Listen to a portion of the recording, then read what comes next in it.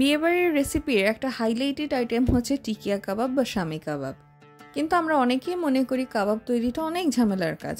আসলেই অনেক ঝামেলার কাজ, কিন্তু সেই ঝামেলার কাজটাকে যদি সহজ করে নেওয়া যায়, আজকে ঠিক ওরকমই একটা রেসিপি নিয়ে আপনাদের সামনে হাজির হলাম। যেই রেসিপিতে কাবাব তৈরি করলে কাবাব হবে 100% পারফেক্ট, কিন্তু কোনো ঝামেলা ছাড়া। আমি ফার্স্টে একটা কাবাব আপনাদেরকে ভেঙে দেখিয়ে দিচ্ছি, দেখুন কতটা পারফেক্ট হয়েছে। আসসালামু আলাইকুম everyone, welcome back to my channel my cooking notebook. আজকে আমি আপনাদেরকে তৈরি করে দেখাবো গরু মাংসের টিকিয়া কাবাব, তাও কোনো রকম ঝামেলা ছাড়াই। প্রেসার কুকারে কিভাবে পারফেক্ট টিকিয়া কাবাবটা করবেন সেই রেসিপিটাই থাকছে। তাহলে চলুন মূল ভিডিওতে চলে যাওয়া যাক। রেসিপির শুরুতেই কাবাবের মাংসটাকে প্রিপেয়ার করে নেব। আমি এখানে 1.5 কেজি পরিমাণ রেগুলার কাট করে নাও গরু মাংস নিয়ে নিয়েছি। আমি এক পিস মাংস উঠিয়ে আপনাদেরকে দেখিয়ে দিচ্ছি এর সাইজটা কীরকম হবে। আমি রেগুলার সাইজ করেই কেটে নিয়েছি, আর এখানে কোনো ধরনের চর্বি নিইনি। এখন এখানে অ্যাড করে দিচ্ছি 1 কাপ পরিমাণ ছোলার ডাল। আমি ভিজিয়ে রেখেছিলাম, সেই ভেজানো ডালটা ভেজানোর পরে 2 কাপ হয়ে গেছে। এখন মোটা টুকরো করে নেওয়া পেঁয়াজ দিয়ে দিচ্ছি 1 কাপ পরিমাণ। এখন কিছু গোটা গরম মশলা অ্যাড করে দেব। প্রথমে দিয়ে দিচ্ছি 2টা তেজপাতা, টুকরো করে নেওয়া 1টা বড় এলাচ, কালো এলাচ, 1 টুকরো জয়িত্রী, 2 টুকরো দারুচিনি, 4টা সবুজ এলাচ এবং 6-7টা লং। এখন এক এক করে অ্যাড করে নেব আদা রসুন বাটা এবং কিছু গুঁড়ো মশলা। প্রথমে আমি 2 টেবিল চামচ আদা বাটা অ্যাড করে দিলাম এবং দিলাম 1 টেবিল চামচ পরিমাণ রসুন বাটা।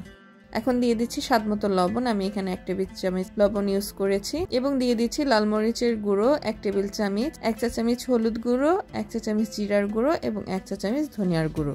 আরও অ্যাড করে দেব 1 চা চামচ কালো গোলমরিচের গুঁড়ো, আপনারা চাইলে সাদাটাও ইউজ করতে পারেন। আরও দিয়ে দিচ্ছি 1 টেবিল চামচ পরিমাণ আমার ঘরে তৈরি গরম মশলার গুঁড়ো এবং 3 টেবিল চামচ পরিমাণ সাদা রান্নার তেল।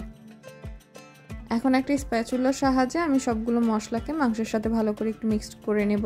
আপনারা চাইলে হাতের সাহায্যেও এই প্রসেসিংটা করে নিতে পারেন, একটু মাখিয়ে নিতে পারেন। ভালো করে সবকিছু মিক্সড করা হয়ে গেছে। এখন চলে যাব সরাসরি চুলাতে চলে আসলাম। প্রথমেই একটু আমি 5 মিনিটের মতো এই মাংসটাকে একটু কষিয়ে নেব।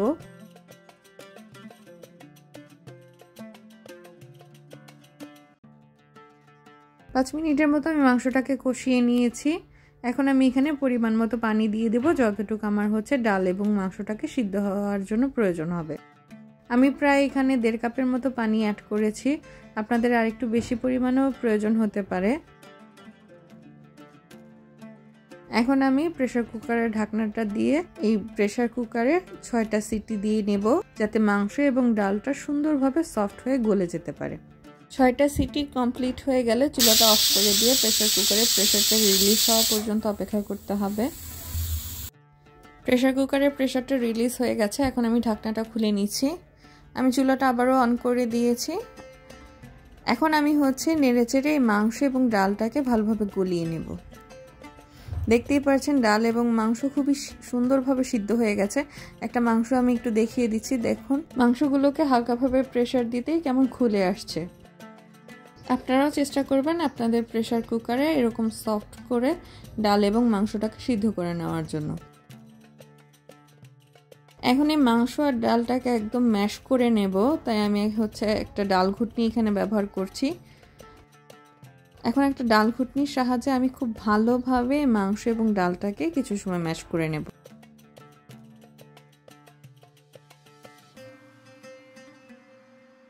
এই প্রসেসিংটা একটু সময় নিয়ে করছি। আমি হচ্ছে একটু স্পিড বাড়িয়ে দেখিয়ে দিচ্ছি যে আপনারা কিভাবে করবেন। আমি কোনো ভিডিও কাট করিনি এখানে।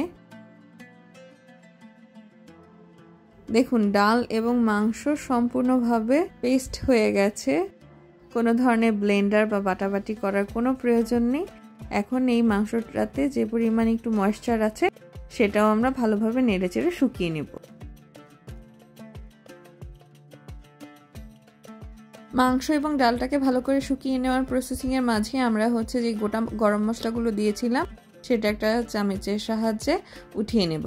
উঠিয়ে ফেলে দেব, এটার আর কোনো প্রয়োজন নেই, গোটা গরম মশলাগুলো ফেলে দেব।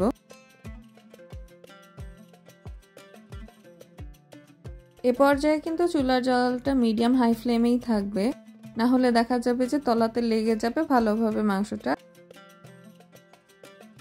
তলাতে হালকা হালকা লেগে এসেছিল দেখে আমি হচ্ছে একটা খুন্তি নিয়ে নিয়েছি যাতে ভালো করে মাংসটাকে একটু শুকিয়ে নিতে পারি। দেখুন একদম পারফেক্ট হয়েছে, এটা ডোয়ের ফর্মে চলে এসেছে।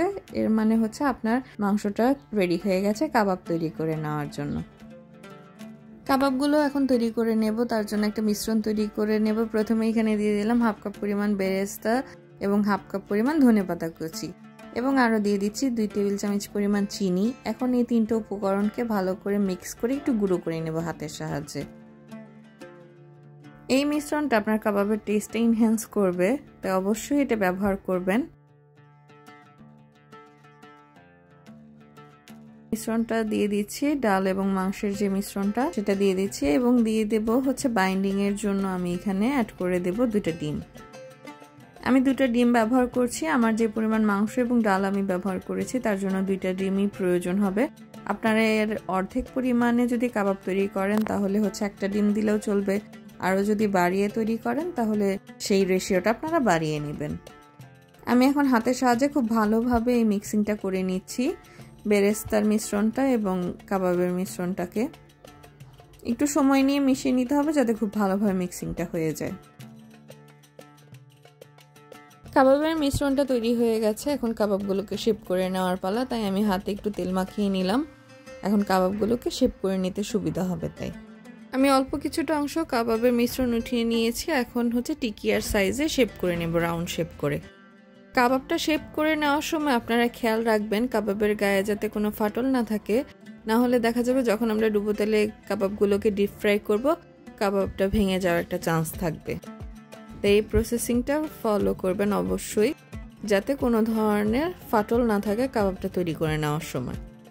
আপনারা সবাই চেষ্টা করবেন আমার এই রেসিপিটা ফলো করে স্টেপ বাই স্টেপ কাবাবটা তৈরি করে নেওয়ার জন্য, তাহলে আপনাদের কাবাবগুলো একদম পারফেক্ট হবে এবং রেশেদার কাবাব যেটাকে বলা হয় বিফ, সেই রেশেদার কাবাবটাই তৈরি হবে। আপনারা এই কাবাবগুলো তৈরি করে কিন্তু ডিপ ফ্রিজে রেখে প্রায় 2 থেকে 3 মাসের মতো সংরক্ষণ করেও খেতে পারেন, তাতেও এই টেস্টের কোনো হেরফের হবে না। এখন আমি কাবাবগুলোকে ভেজে নেব, তাই পর্যাপ্ত পরিমাণ তেল একটা প্যানে নিয়ে নিয়েছি। তেলটা গরম হয়ে গেছে, এখন এক এক করে কাবাবগুলোকে দিয়ে দিচ্ছি। আপনারা যদি কাবাবগুলো ডিপ ফ্রিজে সংরক্ষণ করতে চান তাহলে হচ্ছে একটা ছড়ানো পাত্রে প্রথমে কাবাবগুলোকে রেখে ডিপ ফ্রিজ করে নেবেন। যখন কাবাবগুলো শক্ত হয়ে যাবে তখন একটা জিপলক ব্যাগে করে বা একটা বক্সে করে কাবাবগুলোকে সংরক্ষণ করতে পারেন ডিপ ফ্রিজে। কাবাবটা যখন একটা সাইড এরকম কালার চলে আসবে ব্রাউন কালার, তখন আমি হচ্ছে উল্টে দিয়েছি। এখন অপর পাশটাও এরকম ব্রাউনিশ কালার চলে আসলে আমি উল্টে পাল্টে কাবাবগুলোকে তুলে নেব। কাবাবটা ভেজে নেবেন মিডিয়াম হাই ফ্লেমেই, কাবাবটাকে লো করে নিয়ে ভাজার জন্য কোনো প্রয়োজন নেই। আর আপনারা যখন ডিপ ফ্রিজ থেকে কাবাবটাকে ভেজে নেবেন তখন সরাসরি ডিপ ফ্রিজ থেকে কাবাবটা তেলের মধ্যে ছেড়ে দেবেন না, 2 মিনিটের জন্য একটু বাহিরে রেখে তারপরে ডাইরেক্ট তেলে দিয়ে দেবেন, তাহলেই দেখবেন কাবাবটা সুন্দরভাবে কুক হয়ে যাবে। আমার কাবাবগুলো ভেজে নেওয়া হয়ে গেছে, এখন আমি সার্ভ করে নিচ্ছি।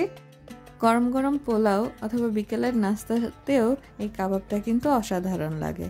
আপনারা বাসায় অবশ্যই এই রেসিপিটা ট্রাই করবেন এবং আমাকে কমেন্টে জানাবেন আপনাদের এই টিকিয়া কাবাবের টেস্টটা কেমন লাগলো। রেসিপিটা যদি ভালো লাগে তাহলে ভিডিওটাকে লাইক করবেন, আপনার ফ্রেন্ডস অ্যান্ড ফ্যামিলির সাথে শেয়ার করবেন এবং আরও নতুন রেসিপি পাওয়ার জন্য আমার চ্যানেলটাকে সাবস্ক্রাইব করে আমাদের পাশেই থাকবেন। তাহলে আজকের মতো বিদায় নিচ্ছি, সবাই ভালো থাকবেন, আল্লাহ হাফেজ।